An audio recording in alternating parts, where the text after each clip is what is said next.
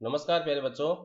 आज के वीडियो में हम कक्षा 7 विषय गणित में जो भिन्न एवं दशमलव का आपका पाठ है वह 1 सितंबर 2021 को जो आपको गृह कार्य प्राप्त हुआ है उसके हल पर अपन चर्चा करेंगे। सबसे पहला प्रश्न आपका दिया गया है, हल करो। 2/3 को आपको 3 से गुणा करना है।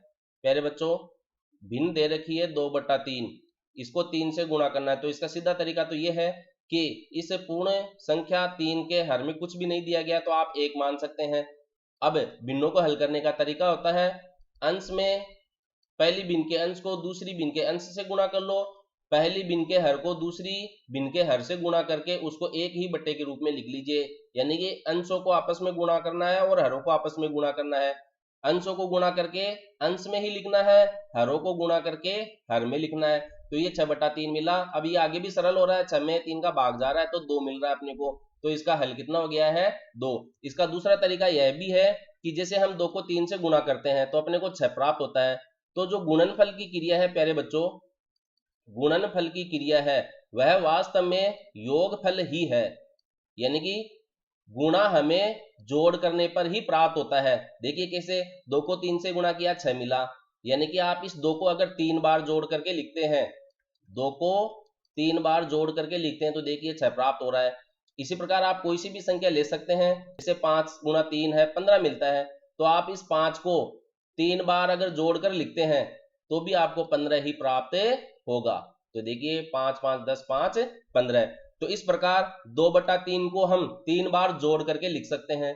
2/3 को कितनी बार जोड़ करके लिख सकते हैं, 3 बार जोड़ करके लिख सकते हैं, योग कर सकते हैं। देखिए लघुत्तम इसका 3 आ जाएगा। अब ये समान हर है इसलिए हम इसका लसअ तो 3 आ ही गया और डायरेक्ट अपन अंशों को जोड़ करके लिख सकते हैं। 2 2 4 2 6, 6/3, 3 दूनी 6। तो देखिए वही योगफल अपने को प्राप्त हो रहा है, गुणनफल के बराबर 2 और 2 प्राप्त हो रहा है। तो गुणनफल वास्तव में क्या है, योगफल है। प्रश्न संख्या 2 में जो आपको दिया गया है, सचित्र निरूपित करो। 2 गुणा 2/5 बराबर 4/5। यानी कि यह बाएं पक्ष में आपको दिया गया है 2 गुणा 2/5। इसको सचित्र निरूपित करना है भिन्न का। ये कैसा भिन्न का चित्र होगा, और दाएं पक्ष में दिया गया है 4/5, तो इसका चित्र कैसा होगा। तो भिन्न को चित्रों के रूप में निरूपित करने के लिए अपन वृत्त को काम में लेते हैं। देखिए इसका सबसे पहले तो सरल रूप देख लेते हैं। 2 गुणा 2/5 मतलब अंशों का अंश में गुणा, 2 गुणा 2 4, और हर का हर से गुणा, 5 एकम 5, 4/5 आ रहा है। तो 2 को 3 से गुणा करो या 3 को 2 से गुणा करो, गुणनफल 6 ही प्राप्त होता है। इसलिए 2 को 2/3 से गुणा करो या 2/3 को आप 2 से गुणा करो, योगफल आपको वही प्राप्त होना है, 4/3। इसी प्रकार हम यहाँ पर इसका क्रम बदल कर लिख सकते हैं। 2/5 को यदि आप 2 से गुणा करते हैं तो भी आपको 4/5 ही प्राप्त होगा। देखिए यहाँ पर 2/5 को 2 से गुणा करने का मतलब हो गया है 2/5 को आप 2 बार जोड़कर लिख सकते हैं। इसलिए ये 2/5 अपने पास कितने भिन्न के रूप में है, 2 भिन्न के रूप में है। तो बाएं पक्ष में आपके 2 चित्र बनेंगे। 2/5 को 2 से गुणा कर रहे हैं यानी कि 2 चित्र आपको वृत्त के बनाने हैं। अब यहाँ पर इसके हर पर आप विचार कीजिए। हर इसका 5 दिया गया है, यानी कि इस वृत्त के एक भाग को हमें बराबर 5 भागों में डिवाइड करना है। जैसे ये हमने इसको 5 भागों में इसको डिवाइड कर दिया है, समान नजर आने चाहिए लगभग, और बाद में इसकी बात करते हैं दाएं पक्ष की।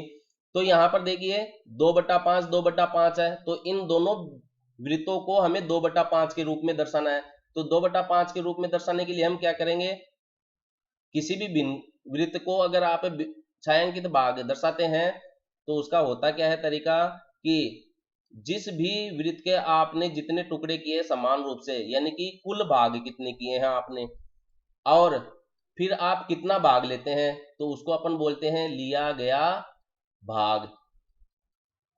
तो कुल भाग तो देखो यहाँ पर 5 है, 1 2 3 4 5, तो कुल भाग तो हो गए 5। अब अपने को कितने भाग लेने हैं, 2 भाग लेने हैं। देखिए अंश में कितना दे रखा है, 2, तो 2 भागों को आपको छायांकित करना है। जितने भाग आप ले रहे हैं उतने भागों को आपको छायांकित करना है। तो छायांकित भागों का जो भिन्न है वह कितना है, 2/5। अब यहाँ पर प्लस दूसरा, इसमें भी हमें क्या प्राप्त हो रहा है, 2/5 प्राप्त हो रहा है। तो इसके भी क्या है, दो भागों को हमें छायांकित करना है। तो छायांकित भाग का भिन्न कितना हो गया है, 2/5। लिया गया भाग 2 बटा कुल भाग देखिए 5 है, 1 2 3 4 5। तो 2/5 प्लस 2/5 का चित्र निरूपण क्या हो गया बाएं पक्ष के लिए, ये हो गया है। इसी तरीके से दाएं पक्ष में देखो 4/5 है। तो एक वृत्त आपको बनाना है और उसके बराबर 5 भाग आपको करने हैं। अब इसके देखो टोटल 5 भाग करने हैं। हर को देखकर, हर में जितनी भी संख्या लिखी है उतने ही भाग हमें वृत्त के बनाने हैं। अब अंश में कितने हैं, 4 लिखा हुआ है, यानी कि हमें 4 छायांकित भाग लेने हैं। कितने छायांकित भाग लेने हैं, 4। तो यहां पर आप 4 भागों को छायांकित कर दीजिए, 4 भागों को आप छायांकित कर दीजिए। तो ये 4/5 हो गया है। अब अपन अछायांकित भाग की भी यहाँ पर चर्चा करते हैं। देखिए इस चित्र में 3 भाग अछायांकित है। तो अछायांकित भाग की जो भिन्न है, अछायांकित भाग की जो भिन्न है वह देखिए कितनी होगी। पहले चित्र में 3 अछायांकित भाग है तो 3/5। दूसरे चित्र में देखिए कितने अछायांकित भाग है, 3, तो इसकी भी 3/5। अब दाएं पक्ष में देखिए कितने अछायांकित भाग है, केवल 1 है, तो 1/5 हो जाएगा। 5 क्यों लिख रहे हैं, क्योंकि प्रत्येक वृत्त के हमने 5 टुकड़े किए हैं। तो कुल कितने टुकड़े किए हैं, 5। तो जितने टुकड़े करते हैं उसको हम हर में लिखते हैं और जितने भाग लेते हैं उसको हम अंश में लिखते हैं। अब कौन से भाग ले रहे हैं, छायांकित ले रहे हैं या अछायांकित ले रहे हैं, इस बात को हमें विशेष रूप से गौर करना है। तो इस प्रकार से प्रश्न संख्या 2 का जो चित्र निरूपण है वह आपको इस प्रकार से करना है। अब हम तीसरे प्रश्न की बात करें, सचित्र निरूपित करो, यानी कि इसका भी हमें चित्र बनाना है। यह आपको 3 गुणा 1/5 लिखा गया है। तो इसको हम क्या लिख सकते हैं, 1/5 गुणा 3 लिख सकते हैं, यानी कि 3 वृत्तों को हमें 1/5 के भिन्न के रूप में लिखना है। तो आप सबसे पहले तो 3 वृत्त बना लीजिए, 1 2 और 3। अब हर में देखो कितना लिख रखा है, 5। तो हमें इस प्रत्येक वृत्त के 5 टुकड़े करने हैं, बराबर बराबर। प्रत्येक वृत्त के कितने टुकड़े करने हैं, 5 टुकड़े करने हैं। तो ये इस प्रकार से देखिए मैंने यहाँ पर इसके 5-5 टुकड़े कर लिए हैं। अब इसके एक वृत्त को हमें 1/5 के रूप में दर्शाना है।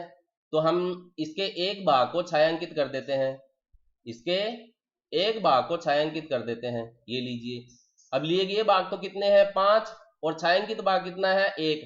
तो छायांकित भाग की भिन्न कितनी है, 1/5।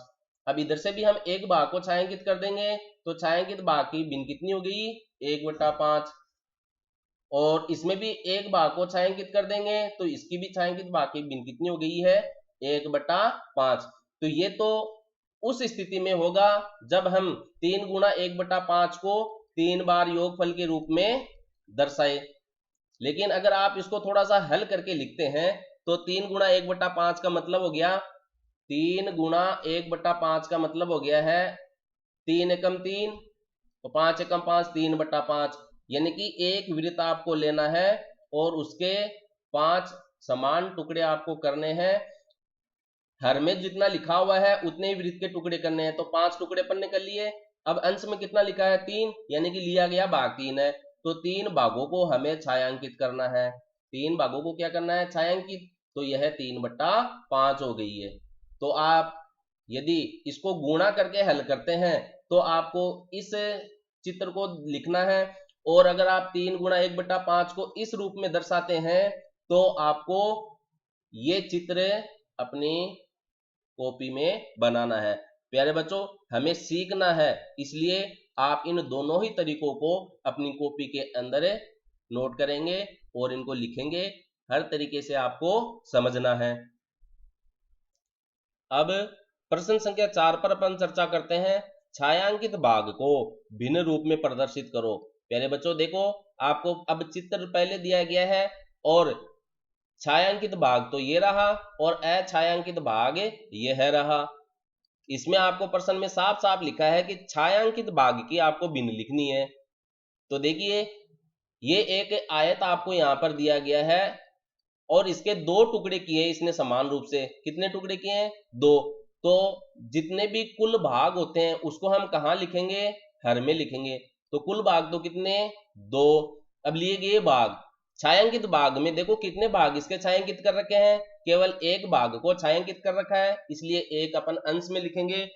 तो लिया गया भाग अपन अंश में लिखते हैं, लिया गया भाग। तो ये एक भाग अपन ने लिया है, तो इस चित्र का जो भिन्न रूप है वह 1/2 हो जाएगा।